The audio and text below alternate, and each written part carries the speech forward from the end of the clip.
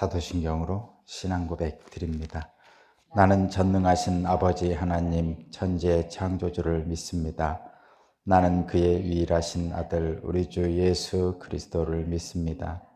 그는 성령으로 잉태되어 동정녀 마리아에게서 나시고 본디오 빌라도에게 고난을 받아 십자가에 못 박혀 죽으시고 장사된 지 사흘 만에 죽은 자 가운데서 다시 살아나셨으며 하늘에 오르시어 전능하신 아버지 하나님 우편에 앉아 계시다가 거기로부터 살아있는 자와 죽은 자를 심판하러 오십니다. 나는 성령을 믿으며 거룩한 공교회와 성도의 교제와 죄를 용서받는 것과 몸의 부활과 영생을 믿습니다. 아멘. 찬송가 341장입니다. 341장.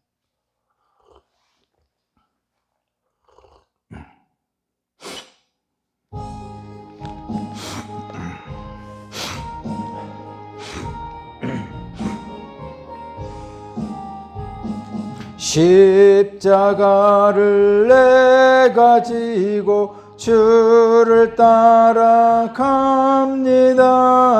이제부터 예수로만 나의 법에 삼겠네.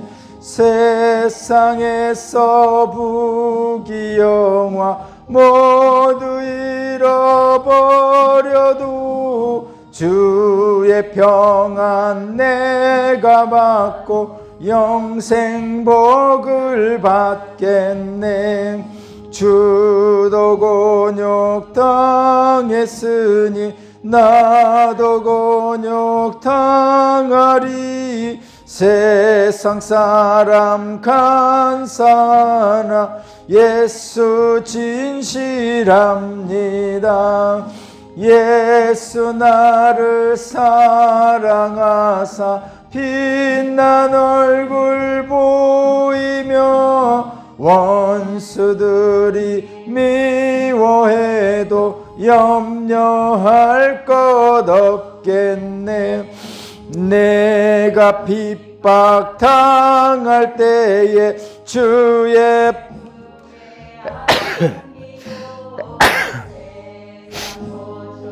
당할수록 많은 의로 받겠네. 주가 주신 기쁨에 기뻐할 건 무엇냐. 주가 나를 사랑하니 기뻐할 것뿐일세. 아멘.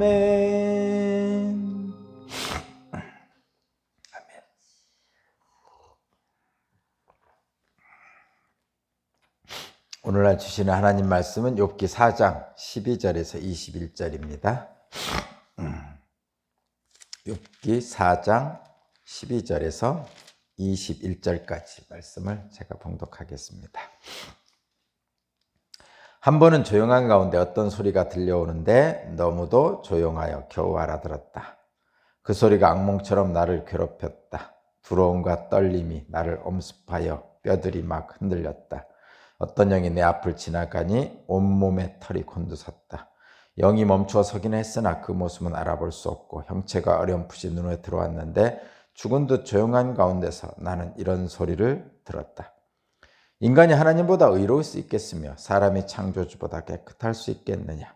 하나님은 하늘에 있는 당신의 종들까지도 믿지 않으시고 천사들에게마저 또 허물이 있다고 하시는데 하물며 흙으로 만든 몸으로 있고 티끌로 털을 삼고 하루살이에게라도 눌려 죽을 사람이겠냐. 사람은 아침에는 살아있다가도 저녁이 오기 전에 예고도 없이 죽는 것 별 수 없이 묻들 영원히 망하고 만다. 생명줄만 끊기면 사람은 그냥 죽고 그 줄이 끊기면 지혜를 찾지 못하고 죽어간다.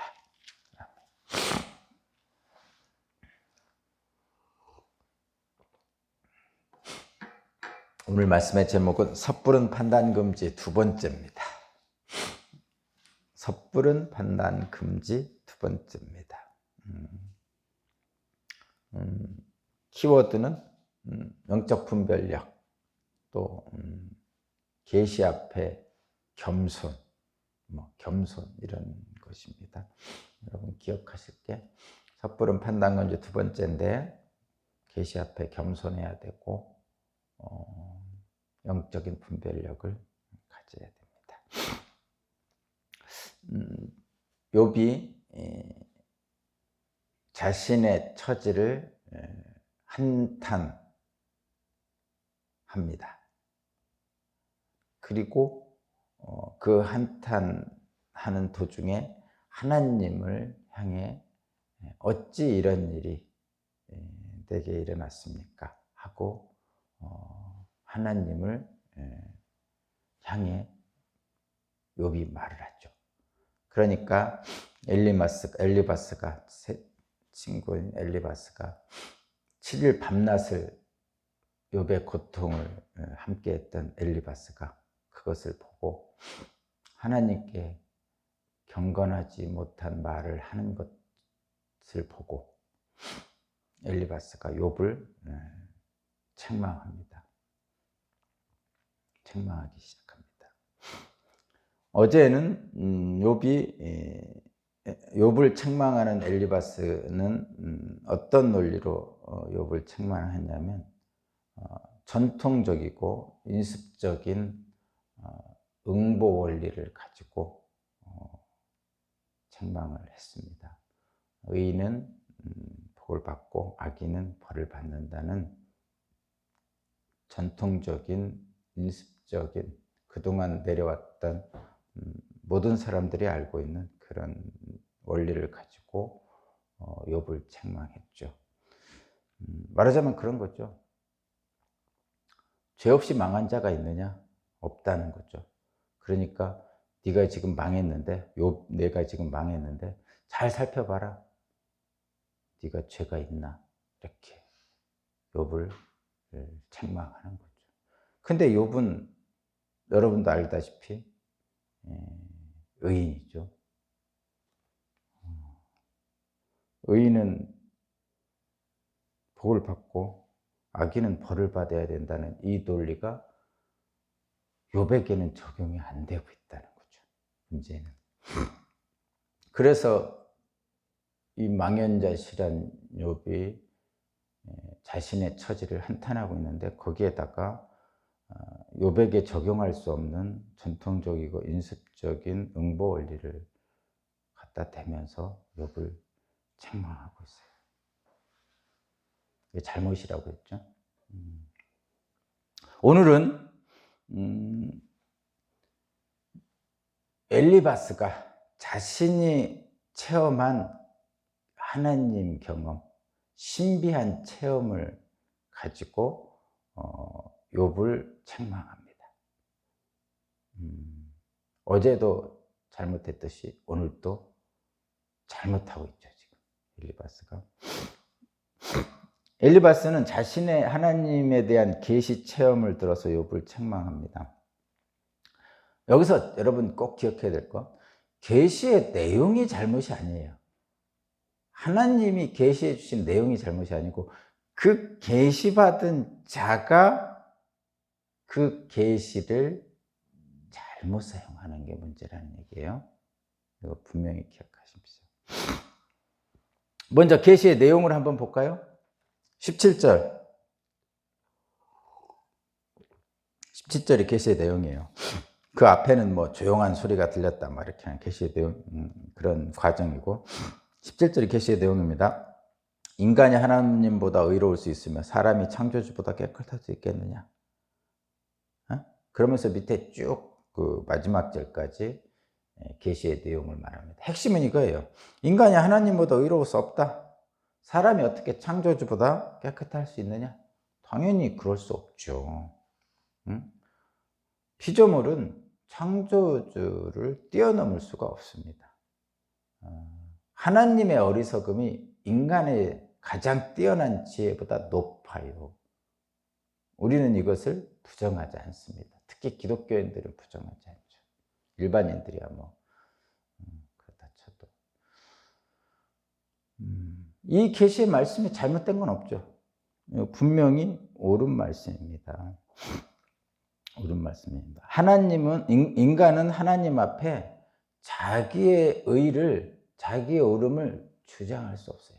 그래서 인간은 하나님을 만나잖아요. 무조건 납작 엎드려야 돼요. 거기서 뭐 고개를 빳빳이 들고 있으면 안 되죠. 왜냐하면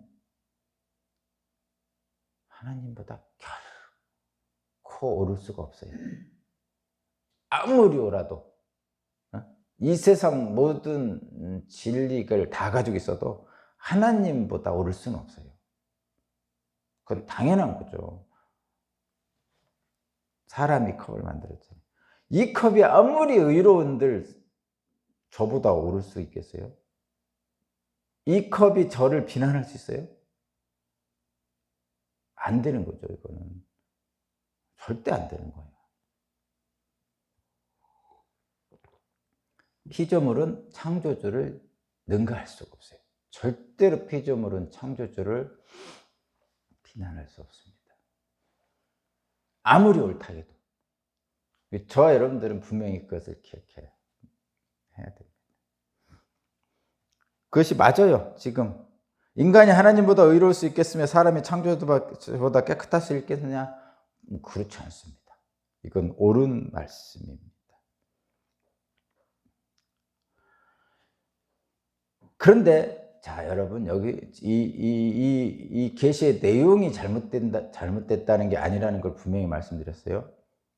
그런데 이 계시 신비를 체험한 사람들은 뭐 입신을 들어갔든지 뭐 예언을 받았든지 뭐 이런 한 사람들은 근본적으로 그 계시 앞에 겸손해야 됩니다. 겸손해야 돼요.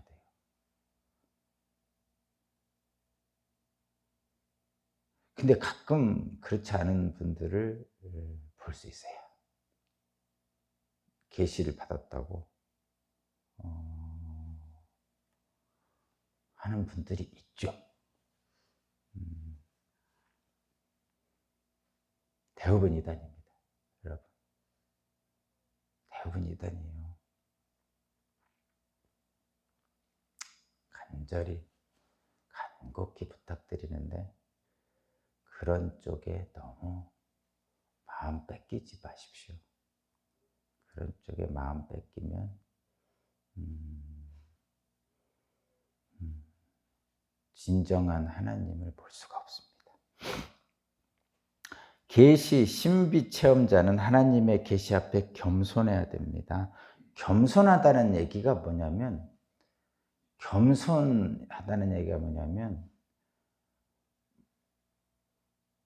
함부로 말하면 안 되겠죠. 여러분 한번 생각해 보세요. 잘 생각해 보세요. 하나님이 내게 계시를 주셨어요. 근데 이거를 떠들고 다니면 어떻겠어요? 자, 다 이런 생각 해봐요. 예를 들면 우리나라 대통령이 미국 대통령에게 비밀 친서를 전달했는데 그걸 가지고 가는 사람이 막 사람들에게 떠들고 다닙니다. 그러면 그게 잘못된 거죠. 남한의 대통령이 북한의 김정은에게 비밀 협상으로 해서 비밀 특사를 보냈어요. 그런데 그 특사가 막 언론에 떠들고 다녀요. 전화기도 전에. 잘못된 거죠.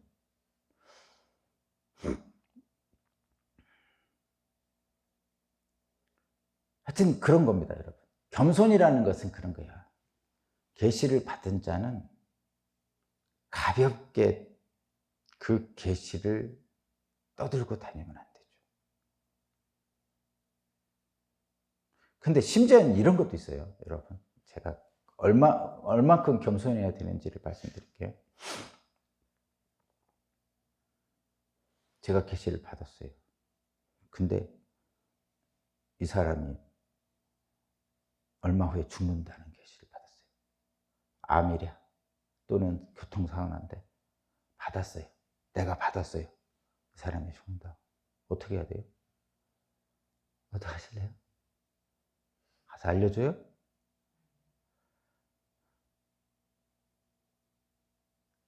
내 자식이라고 쳐요.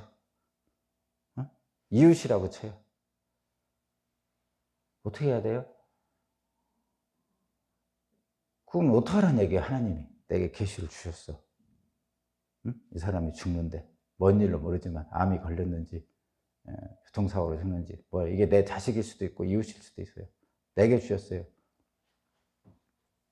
어떻게 해야 돼요?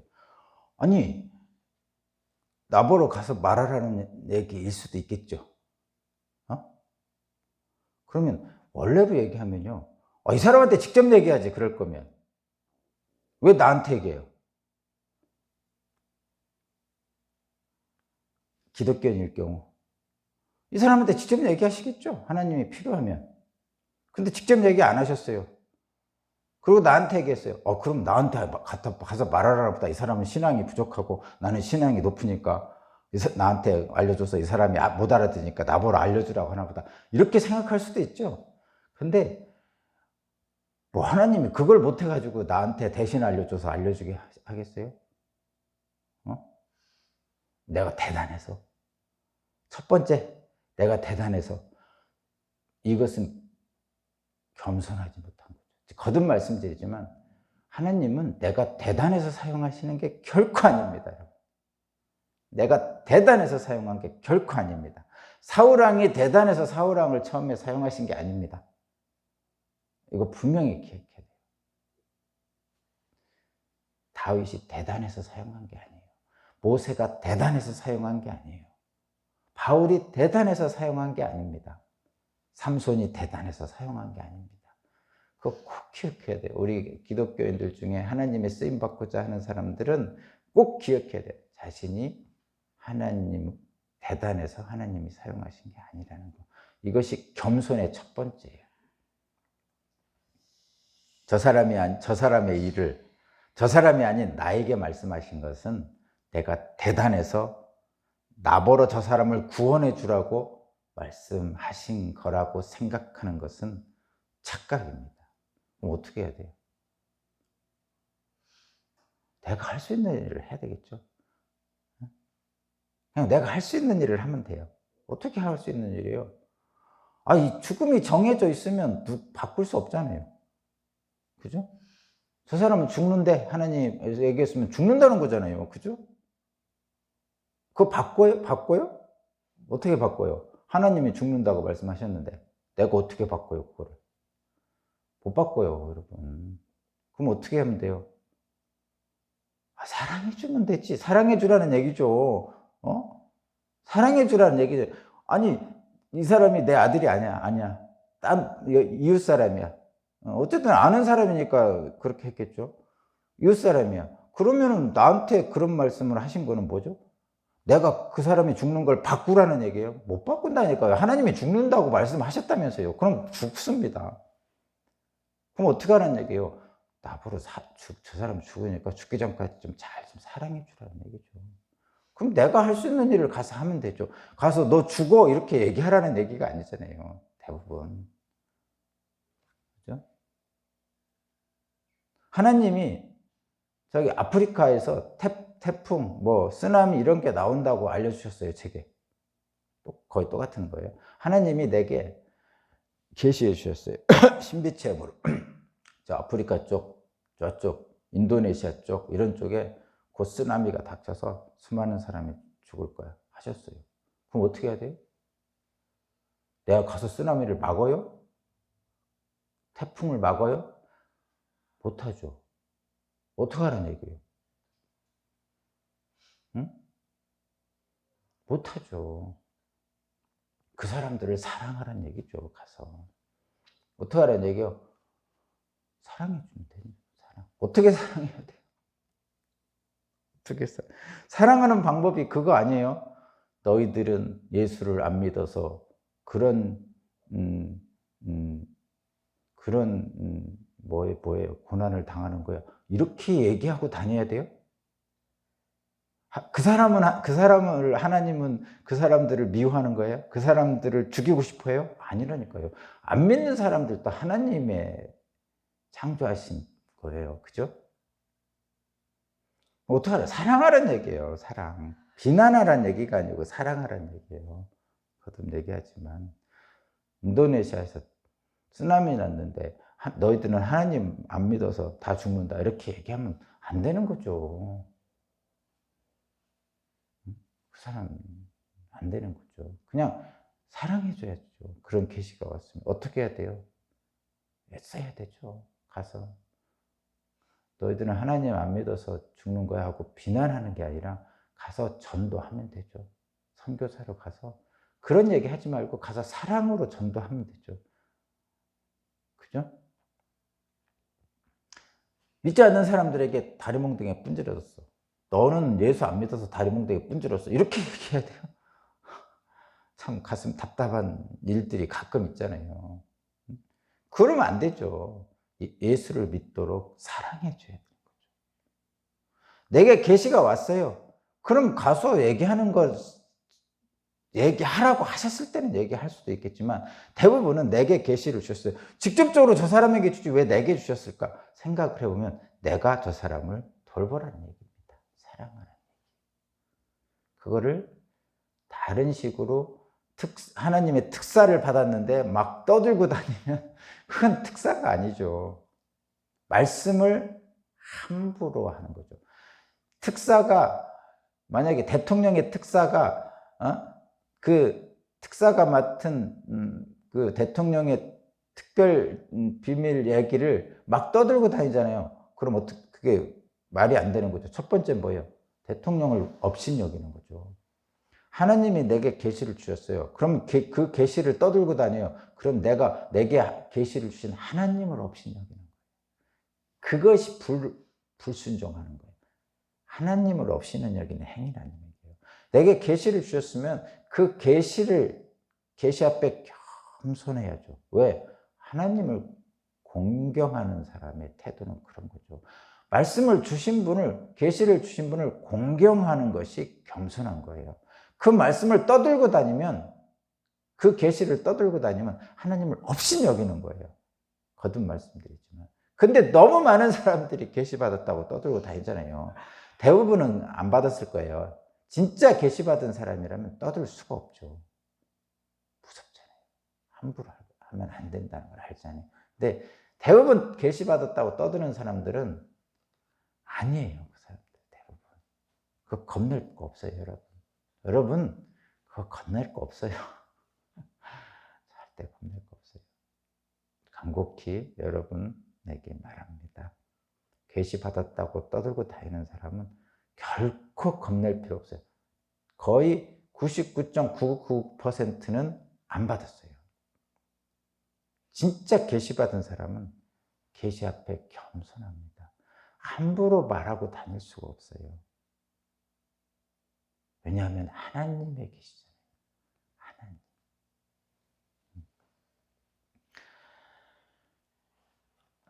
근데 엘리바스는 자신의 신비 체험을 내세워 가지고 욥을 지금 비난하는 데 사용하고 있잖아요.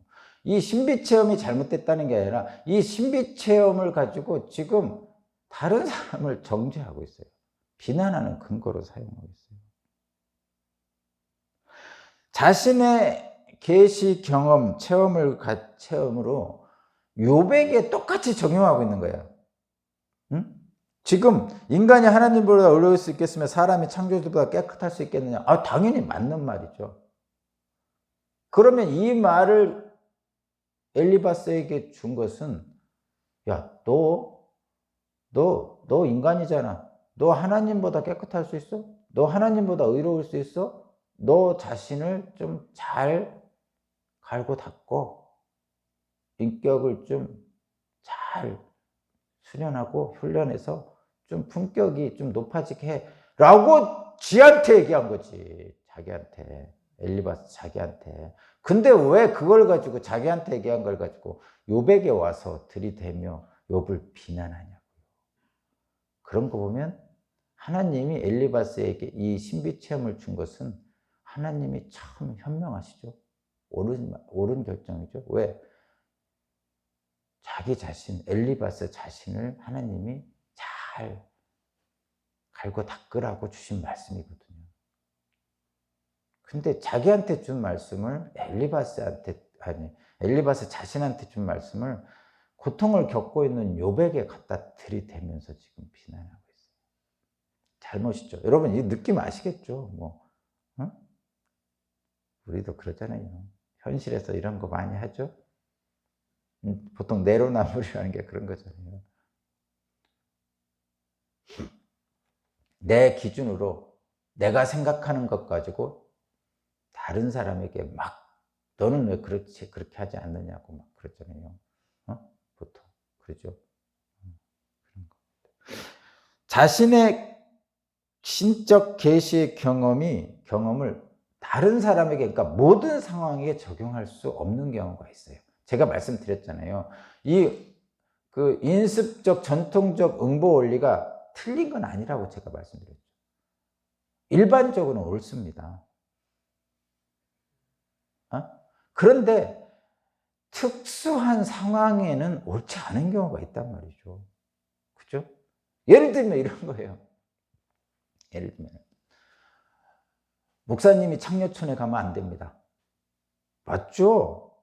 목사님이 가늠하면 안 되죠. 근데 목사님이 창녀촌에 가도 되는 경우가 있어요. 언제요? 전도하러 가면 되는 거지. 그들도 불쌍한 인간이잖아요. 아니 일반적으로 보면 목사님은 가늠하면 안 돼요. 당연한 얘기죠. 목사님만 안 되나? 다 안 되지, 모든 성도가. 그런데 목사님도 창녀촌에 갈 수 있어요. 언제? 그들을 하나님께로 인도하기 위해서. 그럼 그들은 하나님께로 어떻게 인도해요? 목사가 가서 창녀촌에 가서 그들을 인도할 수 있는 거지. 그럼 누가 인도해요? 목사 아닌 사람이 가야 돼요? 그러니까 일반적으로는 목사는 가늠하면 안 됩니다. 모든 인간이 가능합니다. 그런데 창녀촌에 갈 수 있어요. 왜요? 전도하려고. 그들을 구원해야 되니까. 목사가 창녀촌에 갔다고 막 목사가 간음했다고 막 떠들고 다닙니다. 갔어요, 실제로. 근데 전도하러 갔다니까. 간음하러 간 게 아니고. 그러니까 거기다가 적용하면 안 된다는 거죠. 지금 전통적인 인습적인 응보 원리를 가지고 욥에게 들이대서 욥을 비난하면 안 된다는 거죠. 지금. 마찬가지로 자신의 신비 체험을 가지고 욥을 비난하는 근거로 사용하면 안 된다는 거죠. 우리들은 너무 쉽게 그것을 합니다. 실제로 우리 인생에서. 우리 기독교인 특히 이 욥기를 읽는 기독교인들은 그래서 한 단계 성숙된 믿음의 사람들이 되고, 그래서 결국은 이 욥기를 다 읽고 하나님과 한 걸음 가까이 가지면 평안해져요. 하늘이 준 평안을 느끼게 된다니까요. 아주 사소한 것들에 일희일비하지 않게 돼요. 그래서 이 욥기를 읽은 사람은 장로감입니다. 목사감입니다. 진짜로. 섣불리 자기 의를 주장하는 사람이, 이 엘리바스 같은 사람이 목사님, 장로님 되면, 교회 지도자가 되면 큰일이죠. 다 죽어나요. 다 죽어나. 어떤 성도가 살아남을 수 있겠어요? 목사님, 이런 엘리바스 같은 사람이 장로님, 목사님 되면 어떤 성도가 살아남을 수 있겠어요? 다 그냥 싹 다 죽습니다. 지금 자 여러분, 제 아무리 대단한 계시 경험일지라도 적용할 수 없는 경우가 있어요. 그리고 계시 경험은 대부분 자기 자신에게 주는 거예요. 그걸 떠들고 다니면 하나님을 없이 여기는 거예요. 자, 여기서 대원칙 한번 볼게요. 하나님의 뜻이 충돌하는 것처럼 보일 때가 있어요. 하나님의 뜻이 충돌할 때처럼 보이는 거였어요. 하나님의 뜻이 충돌해. 지금처럼 엘리바스에게 준 신비 체험, 욥에게 준 신비 체험이 다를 수가 있어요. 근데 둘이 충돌하고 있어요. 엘리바스는 왼쪽으로 가라고 했는데 욥에게는 오른쪽으로 가라고 할 수도 있어요. 저와 여러분도 마찬가지예요. 저에게는 오른쪽으로 가는데 여러분에게는 왼쪽으로 가라고 할 수도 있어요. 실제로. 그게 이제 하나님 뜻이 충돌하는 것처럼 보일 때가 있다는 얘기예요. 그러면 그럴 때는 어떤 기준으로 말씀을 분별해야 됩니까? 이게 굉장히 중요한데, 여러분 이거는 크게는 두 부분으로 나눕니다. 한번 제가 몇 가지만 예를 들어서 볼게요. 한 5분만 할게요. 잘 들어보세요. 반복해서 이 부분을 좀 보고서 묵상 좀 해보세요. 먼저 나에게 내가 성경을 읽었는데 성경의 어떤 부분하고 또 다른 성경의 부분이 충돌할 때가 있어요. 충돌한다는 것은 성경의 어떤 부분은 이렇게 하라고 그러는데 성경의 또 다른 부분은 이렇게 하라고 그러는 거예요. 똑같은 내용인데 다르게 회개하는 거예요. 예를 들면 이런 거예요. 하나님은 인신공양을 금지하십니다. 하나님은 인신공양을 가증스럽게 생각하셔요. 그래서 그 예루살렘 남쪽에 있는 그 몰렉신에게 사람을 제사 드리는 것을 가증스럽게 생각하고 금지하십니다. 그런데 여러분, 아브라함에게는 이삭을 바치라고 했어요. 그렇게 인신공양을 가증스럽게 여기시는 하나님께서 아브라함에게는 자식을 제물로 바치라고 했다면 충돌되잖아요. 또 이런 경우도 있어요. 예수님 출애굽한 백성들에게 가나안 족속들을 진멸하라고 그랬어요. 뱃속에 아기까지 다 죽이라고 그랬어요. 근데 예수님은 원수를 사랑하라 하셨잖아요. 그게 둘 간에 충돌이 되잖아요. 말도 안 되는 얘기죠. 그런 경우가 있어요. 그러니까 여러분 스스로 성경을 읽을 때 보면 앞에 부분의 성경과 뒤에 부분 또는 저쪽 부분과 이쪽 부분이 서로 충돌할 때가 있어요. 한쪽은 오른쪽으로 가라 하시고 한쪽은 왼쪽으로 가라 하십니다. 이럴 때 어떻게 할 것인가? 또 하나는 내 개인적으로 성경을 읽었을 때 그게 충돌하는 뿐만 아니라 사람들끼리 성경에 대한 충돌이 있는 경우가 있어요. 그러니까 내가 생각하는 성경 내용과 저 사람이 생각하는 성경 내용이 다른 거예요. 다를 수 있잖아요. 그죠?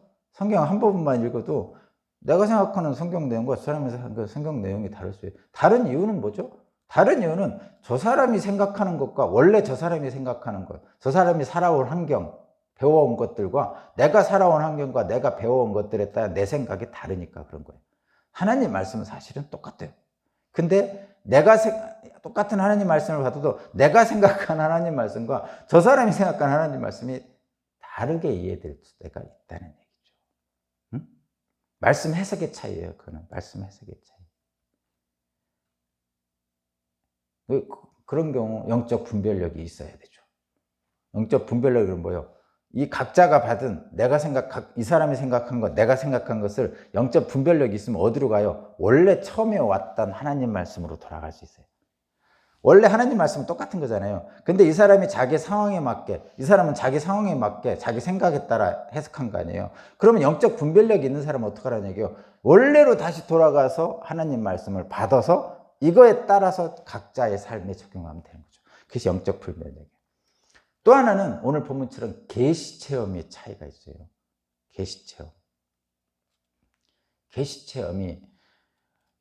근데 이 계시 체험은 독특해요. 모든 사람에게 동시에 주는 계시 체험도 있어요. 그게 뭐죠? 마가다락방이죠. 거기에 있는 100여 명의 신도들에게 동시에 계시 체험을 주셨어요. 그러나 동시에 계시 체험을 받았지만 각자에게 준 건 또 다르단 말이에요. 왜 그렇죠? 각자 방언을 했잖아요. 각자 방언. 그러니까 신비 체험을 동시에 하긴 했는데 그곳에 있는 사람들이 동시에 하긴 했는데 결국은 각자에게 주셨어요. 옆에 있는 사람 신비 체험은 동시에 했는데 이 사람에게 준 계시 내용과 이 사람에게 준 계시 내용이 다른 거죠. 달라요. 내용이 똑같지는 않다. 그러나 동시에 계시 체험을 할 수 있다. 그러나 각자에게 준 계시 내용은 다르다는 거죠. 그래서 각자에게 준 계시 체험을 다르게 받았으면 계시 체험에 겸손해야 돼요. 그래서 이런 하나님의 신비 체험, 계시 체험을 받을 때 주의할 것은 거듭 말씀드리지만 그런 내게 주신 특별한 체험을 가지고 자신에게만 적용해야지 다른 사람들에게 일반적으로 적용하면 안 돼요. 그러니까 특별한 체험은 특별한 거지 일반적인 게 아니에요. 내가 계시체험 이렇게 받았어. 너도 그렇게 이렇게 할 수 없는 거예요. 알겠죠? 그게 중요한 겁니다. 하나님이 내게 계시하신 것은 그 문제에 대해서 나보러 하라는 말씀이에요. 어떻게? 사랑하라는 거죠. 그런데 이 엘리바스는 자신이 체험한 신비 체험을 가지고 다른 사람 욥을 비난하는 근거로 사용하고 있어요. 이것이 잘못입니다. 그래서 저와 여러분들이 만약에 신비 체험 하잖아요. 그러면 그 신비 체험에 대한 그 황홀함에만 도취되지 말고, 신비 체험은 황홀하거든요. 편안하고 놀랍고 그런 어떤 분위기에만 하지 말고 분명한 하나님의 말씀을 붙들고 다른 사람들에게 자꾸 그 신비 체험했다고 자랑하지 말고 자기 자신에게 적용해야 돼요. 저는 안 했겠습니까? 신비 체험. 근데 신비 체험을 했는데 말을 할 수도 있죠. 바울 사도가 부득불 말한 삼층천 세 번째 하늘 말하자면 천상의 경험을 얘기하잖아요. 근데 안 하려고 하다가 합니다. 저도 안 하려고 하다가 여러분들에게 가끔 하는데 가급적이면 하지 말아야 되고 어쩔 수 없이 하는 경우는 바울 사도처럼 해야 돼요.